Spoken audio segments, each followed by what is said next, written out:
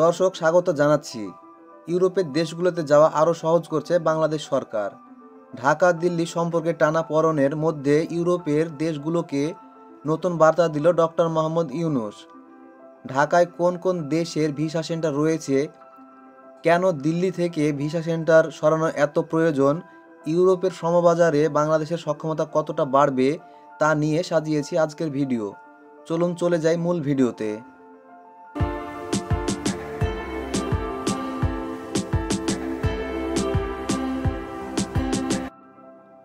বাংলাদেশের রাজধানী ঢাকা বিশ্বের সবচেয়ে জনবহুল রাজধানী ও ঐতিহ্যবাহী শহরগুলোর মধ্যে একটি হিসেবে ঢাকার পরিচিত রয়েছে।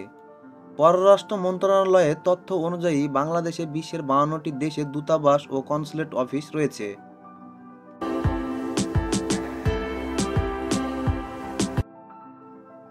কোন কোন দেশ রয়েছে ইউরোপে? ইউরোপ বিশ্বের 7 মহাদেশের মধ্যে একটি উন্নত মহাদেশ। এই মহাদেশে অর্ধশত দেশ রয়েছে। উচ্চ শিক্ষা, গবেষণা কিংবা জীবন জীবিকার জন্য ইউরোপের উন্নত দেশগুলো বাংলাদেশিদের জন্য বেশ জনপ্রিয় হয়ে উঠেছে। কিন্তু ইউরোপে যাওয়া দিন দিন বেশ কঠিন হয়ে উঠেছে, কারণ ভিসা জটিলতা।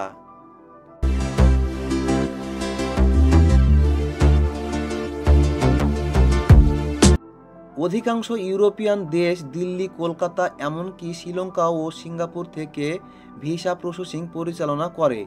ফলে বাংলাদেশি মানুষের জন্য সময়, অর্থ এবং অতিরিক্ত বোঝা তৈরি হয়েছে। শুধু গত 3 মাসের একটি তথ্য অনুযায়ী দেখা যায়, ইউরোপের বেশিরভাগ দূতাবাস ভারতে অবস্থিত হওয়ায় ও রাজনৈতিক প্রেক্ষাপটে বর্তমান ভারতীয় ভিসা বন্ধ থাকায় দেশের প্রায় 30,000 শিক্ষার্থী ভিসা প্রসেসিংয়ে বাধাগ্রস্ত হয়েছে। এদের অনেকেই এরই মধ্যে বিভিন্ন বিশ্ববিদ্যালয়ের অ্যাডমিন ফি জমা দিয়েছে। অনেকেও অ্যাম্বাসি ফেস করতেও সময় দেওয়া হয়েছে। কিন্তু ভারতে ভিসা বন্ধ থাকায় বাংলাদেশের শিক্ষার্থীরা অ্যাম্বাসি ফেস করতে পারছেন না। এতে বিপুল অংশের অর্থ ক্ষতির সম্মুখীন হতে হচ্ছে তাদেরকে।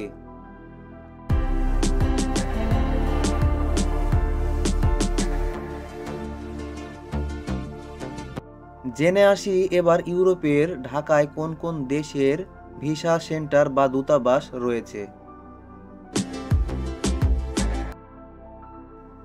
ঢাকায় কূটনৈতিক জোন হিসেবে খ্যাত গুলশান 2 ও বারিধারায় অবস্থিত বিভিন্ন দেশের দূতাবাসগুলো ঢাকায় ইউরোপীয় ইউনিয়নভুক্ত 27 দেশের মধ্যে মাত্র 8টি দেশের দূতাবাস ও কনস্যুলেট অফিস রয়েছে। এগুলো হলো royal Danish embassy, German embassy, Italian embassy, royal Netherland embassy, French embassy, embassy of Sweden, embassy of Spain এবং consulate of the Republic of Hungary. এছাড়াও দ্য ভ্যানিগেশন অফ দ্য ইউরোপিয়নের অফিস রয়েছে গুলশান 2 এর পাড়ায়।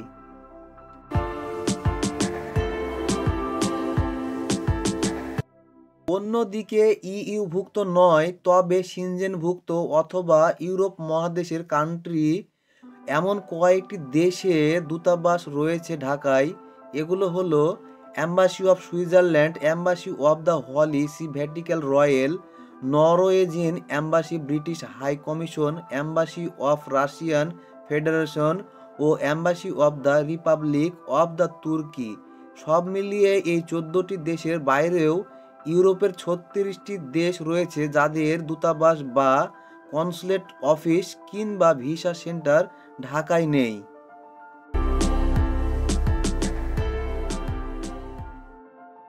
তবে এর মধ্যে সুইডেন দূতাবাস সম্প্রতি খুবই ইতিবাচক সিদ্ধান্ত নিয়েছে। ঢাকায় সুইডেন দূতাবাসের সহযোগিতায় বহুজাতিক ভিসা প্রসেসিং সার্ভিস সংস্থা ভিএফএস গ্লোবাল এর মধ্যে Poland, Netherland, Finland, Iceland, Belgium, Latvia, Luxembourg, Slovenia বা সুইডেন যাওয়ার জন্য সেনজেন ভিসার আবেদনের ক্ষেত্রে একটি অ্যাপয়েন্টমেন্ট সিস্টেম চালু করেছে। আর যাই হোক, পরিস্থিতি যখন এরকম, তখন দিল্লি থেকে ইউরোপীয় ইউনিয়নের বাকি সব ভিসা সেন্টারগুলো সরানোর আহ্বান জানিয়েছেন বাংলাদেশ এবং দিল্লি থেকে সরিয়ে ঢাকায় কিংবা অন্য কোনো দেশের শহরে স্থানান্তরের আহ্বান জানিয়েছেন দেশটি।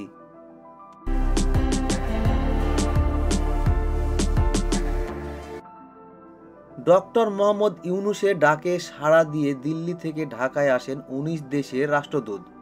এ সময় ডক্টর ইউনূস রাষ্ট্রদূতদের বলেন, ভিসা সেন্টারগুলো দিল্লির পরিবর্তে ঢাকায় কিংবা অন্য কোনো দেশে স্থানান্তর করা গেলে বাংলাদেশ এবং ইউরোপীয় ইউনিয়ন উপকৃত হবে। অন্তর্বর্তী সরকারের উদ্যোগ শুধু একটি কূটনৈতিক পদক্ষেপ নয়, বরং নাগরিকদের অধিকার রক্ষায় চেষ্টাও, যাকে সাধুবাদ জানিয়েছে সবাই। মূলত এরপর থেকে নতুন করে আলোচনায় উঠে এসেছেন ঢাকায় ইইউভুক্ত দেশের ভিসা সেন্টার স্থাপনের গুরুত্ব।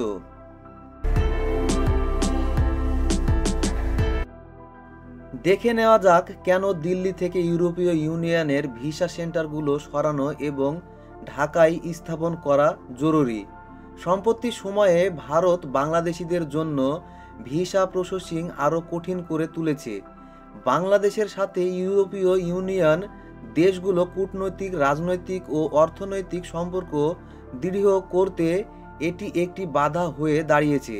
ফলে ইউরোপীয় ইউনিয়নের দেশগুলির অ্যাম্বাসি বা কনসুলেট অফিস বাংলাদেশে বসানোর কোনো বিকল্প নেই।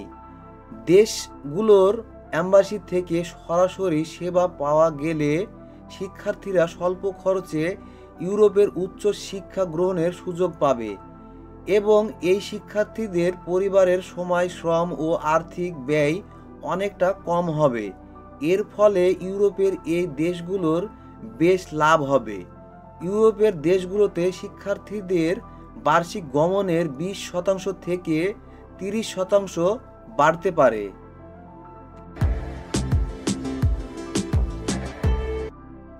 স্টুডেন্ট ভিসা ছাড়াও ইউরোপে কর্মী পাঠানোর ক্ষেত্রেও ভিসা সেন্টার ভারত থেকে সরানো কতটা জরুরি তার একটি উদাহরণ হতে পারে পোল্যান্ডে কর্মী প্রেরণের অভিজ্ঞতা। ইউরোপীয় ইউনিয়নের শ্রম বাজারে বাংলাদেশের শ্রমিকদের প্রবেশ বাড়ানোর ক্ষেত্রে পোল্যান্ডের জাহাজ নির্মাণ শিল্প একটি বড় সম্ভাবনা তৈরি করেছিল। বাংলাদেশের শ্রমশক্তির দক্ষতা ও প্রতিযোগিতামূলক মজুরি ও শিল্পে বাংলাদেশের জন্য বিশেষ সুযোগ এনে দেয়। তবে প্রক্রিয়াগত জটিলতা ও ভারতের ভূ রাজনৈতিক অবস্থান এই সম্ভাবনাকে বাধাগ্রস্ত করে।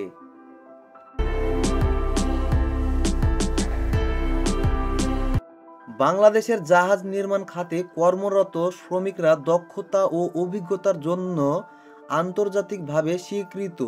পোল্যান্ডের মতো দেশে এই দক্ষ শ্রমশক্তির চাহিদা ছিল। পোল্যান্ডের প্রতিষ্ঠানগুলো বাংলাদেশের শ্রমিকদের জন্য আগ্রহ দেখিয়েছিল এবং বেশ কিছু শ্রমিক অনলাইনে ইন্টারভিউ দিয়েছিল, ওয়ার্ক পারমিটও পেয়েছিল, কিন্তু অনেকে যেতে পারেননি শুধু ভারতের ভিসা বন্ধ থাকার জন্য।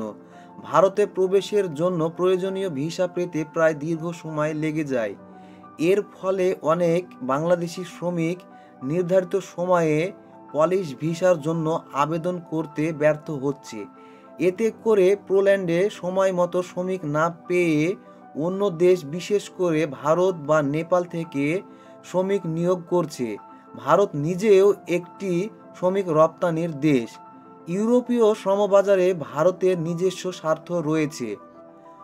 অনেক ক্ষেত্রে অভিযোগ উঠে এসেছে যে বাংলাদেশি শ্রমিকদের ভিসা প্রক্রিয়ায় দেরি করার মাধ্যমে ভারত পরোক্ষভাবে প্রতিযোগিতামূলক সুবিধা অর্জন করছে।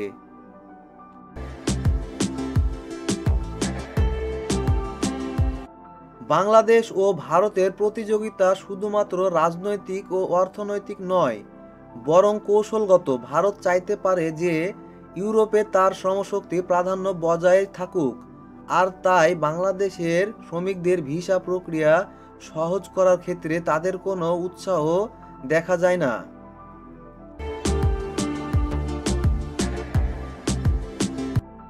এক্ষেত্রে সমাধানের কি উপায় হতে পারে? আগেই উল্লেখ করেছি ঢাকায় সুইডেন দূতাবাস রয়েছে, যে 8টি বাংলাদেশিদের ভিসা দেবে, তার মধ্যে একটি হচ্ছে পোল্যান্ড। কিন্তু এরপরেও বাংলাদেশ সরকারের কিছু উদ্যোগ নেওয়ার রয়েছে। বাংলাদেশ সরকার পোল্যান্ডে একটি দূতাবাস বা কনসুলেট অফিস স্থাপনের উদ্যোগ নিতে পারে। এতে সরাসরি ভিসা প্রসেসিং সম্ভব হবে এবং সময় বাঁচবে। বাংলাদেশ ও পোল্যান্ডের মধ্যে সরাসরি ভিসা চুক্তি করে ওয়ার্ক ও অন্যান্য ভিসা প্রক্রিয়া ভারতে না গিয়ে সরাসরি বাংলাদেশ থেকে সম্পন্ন করার পথ খুঁজতে হবে।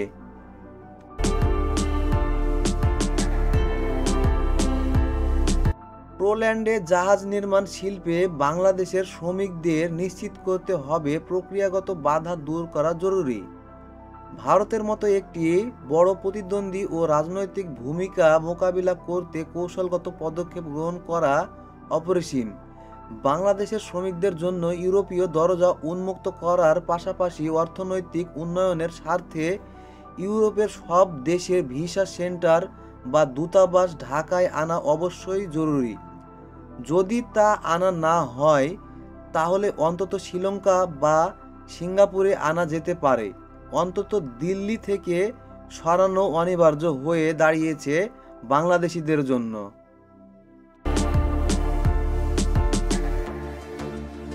ইউরোপের দেশ বুলগেরিয়া ভারতকে এড়িয়ে তৃতীয় দেশ থেকে ভিসা নেওয়ার সুযোগ করেছে বাংলাদেশিদের জন্য।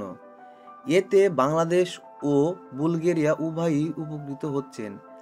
আমরা আশা করব ইউরোপের সব দেশগুলি একই ধারা পালন করবে। এই উদ্যোগ কার্যকর হলে বাংলাদেশি মানুষদের জন্য আরও উপকৃত হবে বলে মনে করছেন বিশেষজ্ঞরা। দর্শক, গাছ লাগান, পরিবেশ বাঁচান। ভালো থাকুন, সুস্থ থাকুন। ভিডিওটি ভালো লাগলে লাইক ও চ্যানেলটি সাবস্ক্রাইব করবেন এবং পাশের বেল আইকনটি বাজিয়ে দিবেন। আজকের মতো বিদায় নিচ্ছি। খোদা হাফেজ।